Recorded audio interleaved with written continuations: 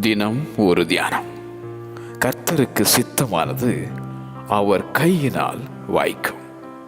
ஏசாயா தீர்க்கதரிசியின் புஸ்தகம் அதிகாரம் 53 வசனம் 10.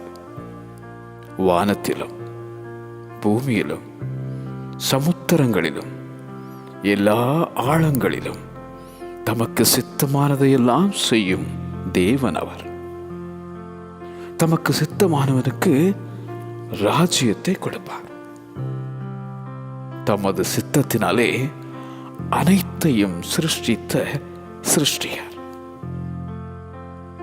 கர்த்தருடைய சித்தம் இன்னதென்று உணர்ந்து கொள்ளுங்கள்.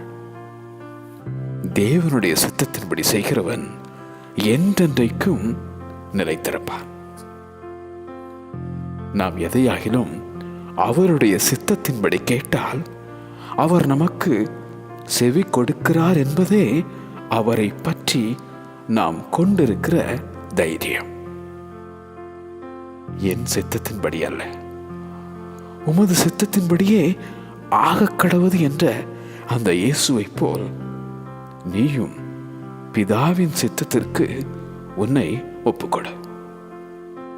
கர்த்தருக்கு சித்தமானது அவர் கையினால் வாய்க்கும். கர்த்தருக்கு சித்தமானது அவர் கையினால் வாய்க்கும். ஆமென்.